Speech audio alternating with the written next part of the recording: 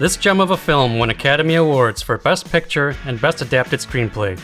It's number 2 on the WGA's list of the 101 greatest screenplays. Many consider it to be the finest work of screenwriting of all time. Here are 11 screenwriting secrets in The Godfather.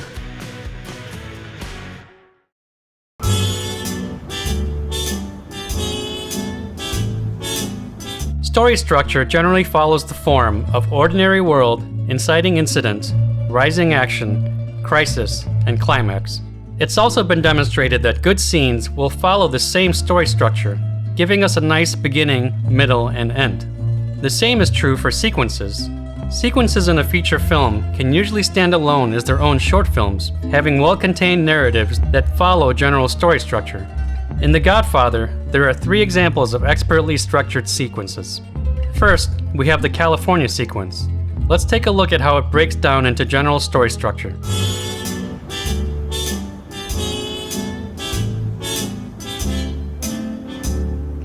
All is good listening. Give Johnny the part in that new war film you're starting next week.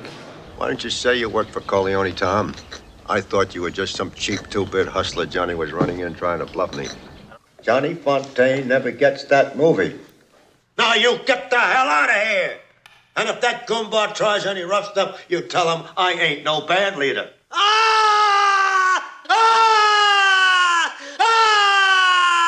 The second sequence we'll take a look at is an important one, as it's also the midpoint sequence. It's the point of no return for Michael Corleone. McCluskey has agreed to be the Turk's bodyguard. What you have to understand, Sonny, is that while Sollozzo is being guarded like this, he is invulnerable. It will be me, McCluskey, and Sollozzo. Let's set the meeting. Then I'll kill them both. My ears. Yeah, I left it noisy. That way it scares any pain in the ass innocent bystanders away. How much time do we have? I'll pick you up in front of Jack Dempsey's joint in an hour and a half.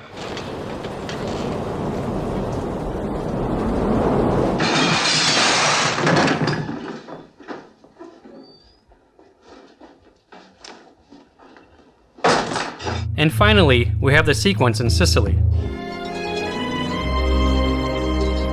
La montagna. Oh.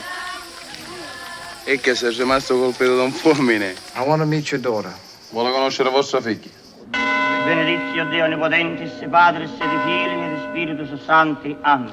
Dopo che ti meritaste, la gente lo sa come ti chiami.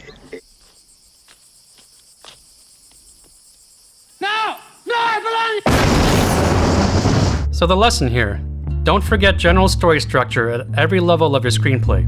It'll give a satisfying form to the acts, sequences, and scenes.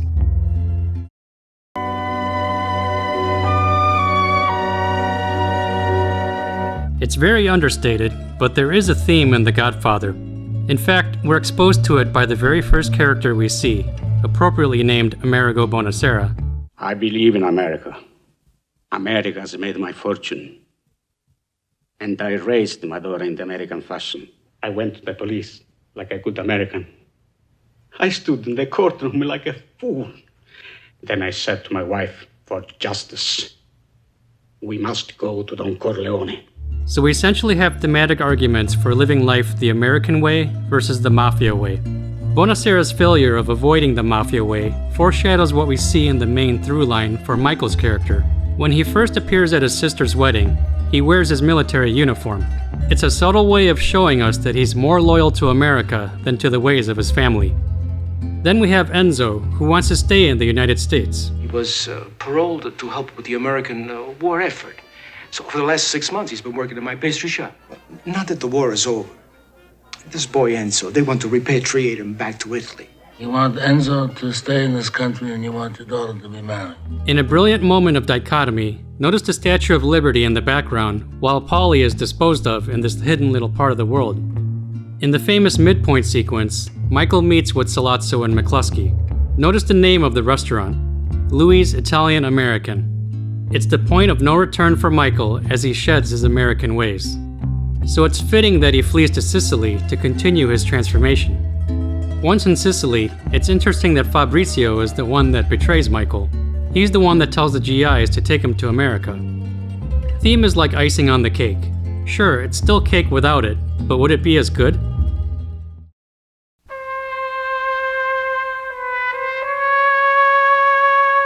In screenwriting, we must respect the audience.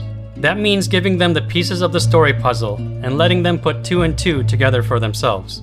In other words, let the audience figure it out as the story unfolds, not because of some lazy lines of expository dialogue.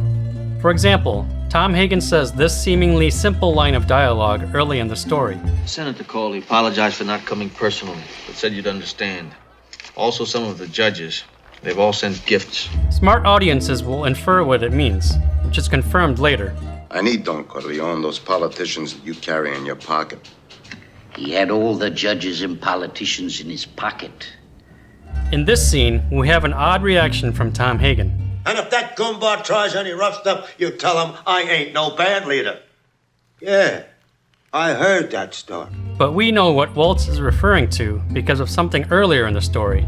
Well, when Johnny was first starting out, he was signed to this personal service contract with a big band leader. Luca Brazzi held a gun to his head, and my father assured him that either his brains or his signature would be on the contract. In this scene, there's a small but curious exchange between Sollozzo and Tom. What is the interest for the Tattaglia family? My compliments. But the audience knows the reason for this because of something earlier. The Tattaglia family is behind him here in New York. Now, they have to be in it for something. And of course, the audience is put to work when Vito says this to Michael. Now listen, whoever comes to you with this Barzini meeting, he's a traitor. Don't forget that. So when this happens later, we don't need any explanation. Respect the intelligence of the audience and let them be involved in constructing the story.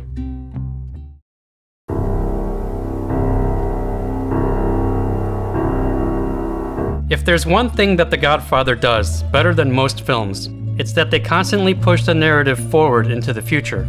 This makes the audience race ahead and think about possible outcomes. In other words, we're kept in a constant state of wanting to know what happens next.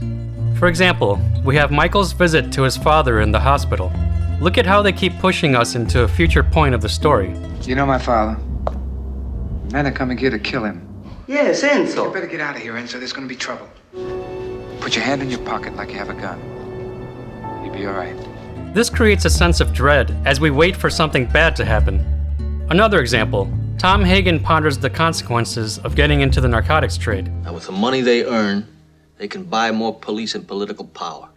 Then they come after us. If we don't get a piece of that action, we risk everything we have. I mean, not now, but 10 years from now.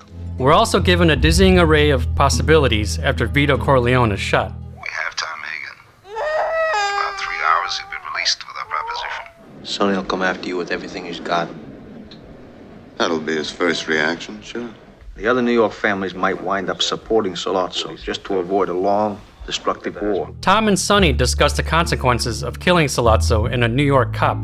Again, pushing the audience into the future of the narrative. All the 5 families would come after you, Sonny. The Corleone family would be outcast. How bad do you think it's gonna be? Pretty goddamn bad. Probably all the other families will line up against us. How long do you think it'll be before I can come back? At least a year, Mike. And finally, we have the impending doom as Barzini gains strength. Barzini's people chisel my territory and we do nothing about it. Pretty soon there won't be one place in Brooklyn I can hang my hat.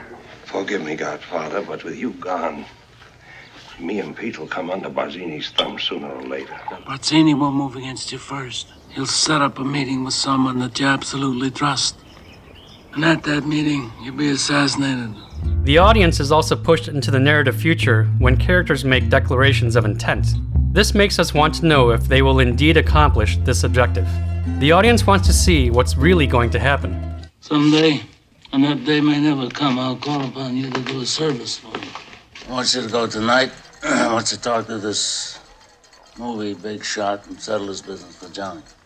I want you to help the Corleones. And I want you to help me.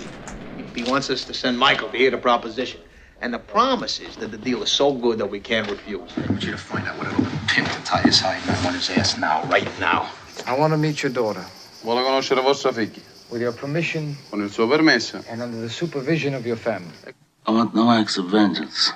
I want you to arrange a meeting with the heads of the 5 families. But I'm gonna wait. After the baptism. And then I'll meet with Don Barzini and Tatalia, all the heads of the 5 families. There's an emotionally stronger version of this, when characters make threats. This compels us to want to know the outcome of this conflict. For example, Tom Hagen is sent to California to get a starring movie role for Johnny Fontaine. Notice all the threats that are exchanged. You're gonna have some union problems. My client could make them disappear. Are you trying to muscle me? I'm gonna make so much trouble for you, you won't know what to hit Mr. you. Walscombe, a lawyer, I have not threatened. I'm gonna run him out of the business. And let me tell you why. Now you get the hell out of here. And if that goomba tries any rough stuff, you tell him I ain't no band leader. Maybe your car could take me to the airport. Mr. Corleone is a man who insists on hearing bad news immediately. Sonny Corleone is the king of threats. I want you to take care of that son of a bitch right away. I don't want to see him again. Make that first thing on your list, understand? Understood. You give him one message, I want Salazzo. If not, it's all out war. We go to the Some of match. the other families won't sit still. Then hand me Salazzo. My sister again, I'll kill you. The brilliant screenwriting in The Godfather also sets up expectations that later get frustrated. Just before Michael goes to the hospital to visit his father, he says this to Kay. Okay, there's gonna be detectives there, people from the press. So our attention is piqued when we see that the hospital is empty. There's a brilliant example of frustrating audience expectations in the sequence when Michael plans to kill Sollozzo and McCluskey. Here's one expectation.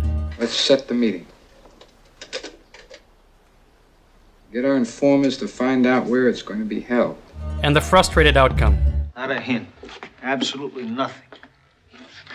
Even Sollozzo's people don't know where the meeting's gonna be held. We receive another expectation. Louis' restaurant in the Bronx.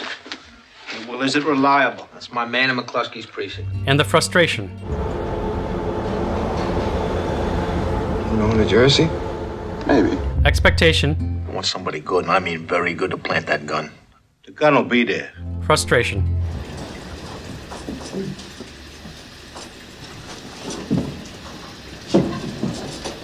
Another expectation. Then you get up and you go take a leak. And when you come back, you come out blasted. So of course, what happens? Michael sits at the table. When it comes time to kill the men, we have these expectations. And don't take any chances. 2 shots in the head apiece. You don't forget. 2 shots apiece in the head as soon as you come out the door. Michael shoots Sollozzo only once. And we have this. Just let your hand drop to your side and let the gun slip out. Did he, tell you to drop the gun right away? Yeah, 1,000,000 times. So what does Michael do? He lifts his arm to drop the gun at the last moment. The Godfather is a masterclass when it comes to driving the narrative into the future and constantly engaging the audience to want to know what's going to happen next.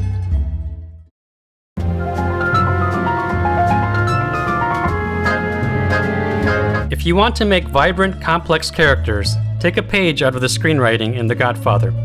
There are blatant contradictions between what characters say and what they do. I mean, we're not murderers, in spite of what this undertaker says. I don't like violence, Tom. I'm a businessman.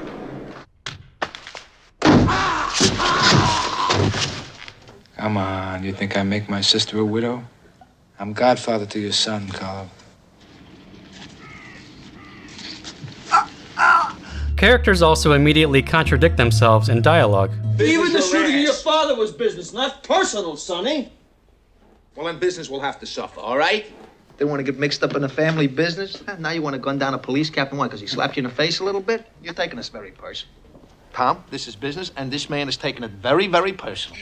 Well, our policy bank's up there in Harlem, driving them new Cadillacs, paying 50% on a bet.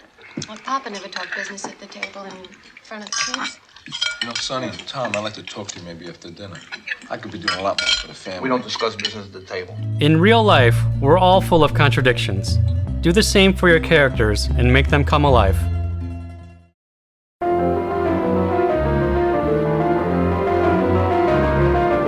In The Godfather, when there are moments of high importance, something usually happens to agitate the scene. For example, Luca Brasi rehearses his speech to Don Corleone. When he's finally in the room with him, look at what happens. And the loyalty. This creates an extra level of tension. Another example, In this scene, Sonny receives an important call from Sollozzo. Notice the scene agitator. Here, Michael receives a phone call from Kay. Notice how Michael is inhibited by all the men in the kitchen. Huh? I love you. In this pivotal scene between Sollozzo and Michael, notice how their conversation is constantly frustrated. Try the veal. It's the best in the city. I'll have it. Who's I? Mama Corleone takes a call from Connie. You can see that it's a common technique in this movie, using children to agitate scenes. Honey, talk louder, the baby's crying. And finally, Don Tomasino has to give grave news to Michael. So of course, what happens? Andiamo, dai, me l'avevi promesso. It isn't anything necessarily crucial to screenwriting, but using scene agitators could mean the difference between having good scenes and great ones.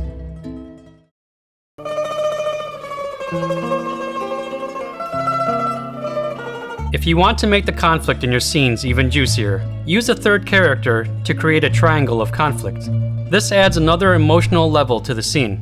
For example, we have the first meeting with Sollozzo. The conflict is principally between Vito and Sollozzo. I need a man who has powerful friends. I need $1 million in cash. But, I must say no to you. Then we get another character to form the triangle. Are you telling me that the Italians guarantee our investment? See how this adds another layer of emotional complexity to the scene? Otherwise, when Vito says no to Sollozzo, the scene would be over. Another example, the family's at the dinner table. We have the first sight of the conflict. Well, Papa never talked business at the table in front of the kids. Hey, shut up, Connie. Then we get the triangle. Hey, don't you ever tell her to shut up. Notice how we get yet another triangle here. Bambino, don't interfere. As the balance of power changes in the family, we have this conflict between the Capo regimes and Michael.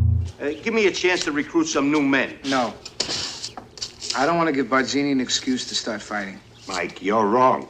Notice how they bring in the third character to complete the triangle. Forgive me, Godfather, but with you gone, me and Pete will come under Barzini's thumb sooner or later. And I hate that goddamn Barzini. Don't be a friend to Michael. Do as he says. And finally, in this brilliant scene, we have a great example of the conflict triangle. See how many triangles they use here. Mo Green will sell us his share of the casino and the hotel, so it could be completely owned by the family. Tom? Hey, Mike, are you sure about that? The Corleone family wants to buy you out. The Corleone family wants to buy me out. No, I buy you out. You don't buy me out. Is that why you slap my brother around in public? Oh, no, that was nothing, Mike. Now, Mo didn't mean nothing by that. Do you know who I am? I'm Mo Green. Tom, you're the consigliere, and you can talk to the Don, you can explain... Just a minute. Don is semi-retired, and Mike is in charge of the family business now. So if you want to spice up the conflict in your scenes and give it emotional complexity, think about forming a triangle of conflict.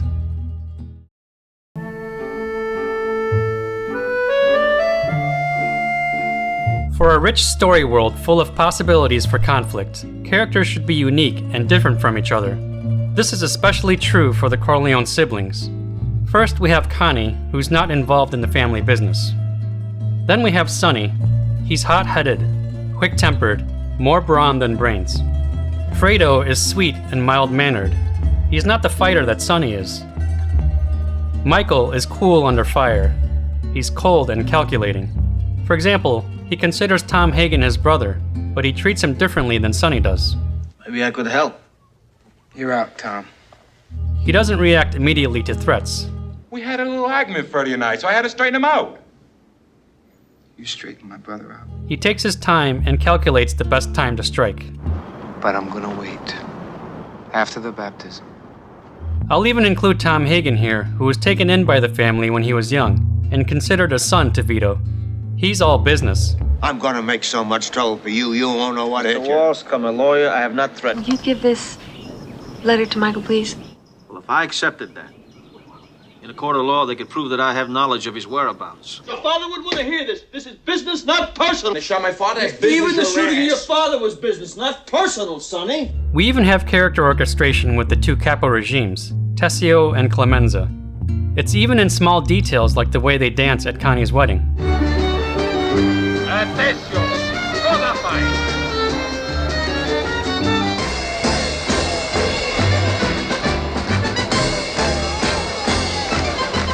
So if you want a rich story world full of juicy conflict, be sure to orchestrate your characters.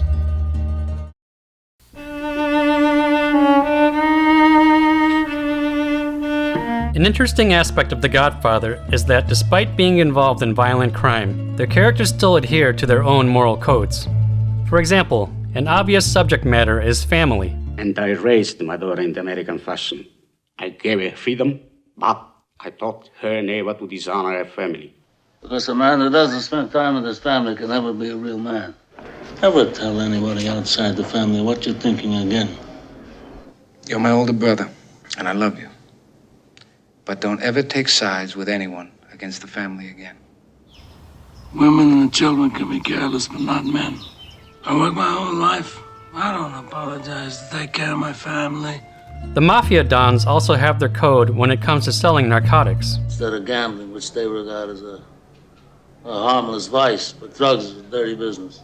I mean, it's not like gambling or liquor, even women, which is something that most people want nowadays. I want to control it as a business, to keep it respectable. I don't want it near schools. I don't want it sold to children. It's a useful aspect to think about when creating your characters. What's the code they live by?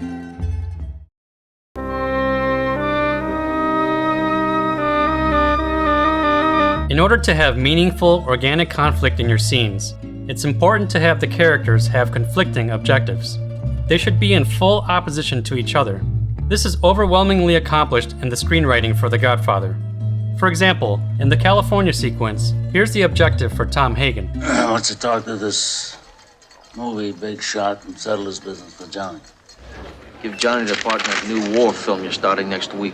So of course, we get the best form of conflict from direct opposition to this goal. Let me lay it on the line for you and your boss, whoever he is. Johnny Fontaine will never get that movie. I'm gonna run him out of the business. Now you get the hell out of here! In this scene, we have Tom arguing with Sonny. Sonny, we ought to hear what they have to say. No more. Not this time, Consigliere. No more meetings, no more discussions, no more Salazzo tricks. Hey, listen, do me a favor, Tom. No more advice on how to patch things up. Just help me win, please, all right? Notice how they're not arguing simply for the sake of arguing, but because of their opposing objectives. The big conflict in the story starts as Vito Corleone is approached with a proposition. I need $1 million in cash. I need, Don Corleone, those politicians that you carry in your pocket.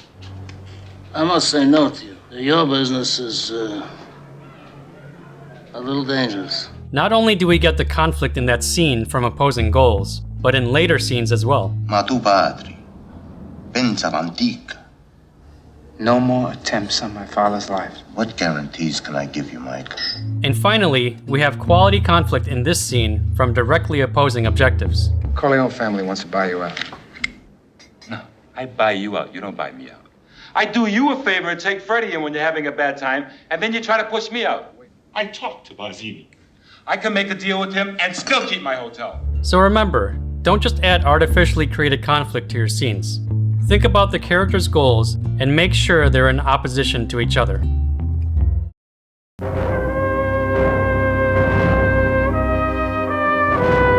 The character arc of Michael Corleone in The Godfather is well known, as he goes from being a law-abiding US war hero to the ruthless head of a crime family.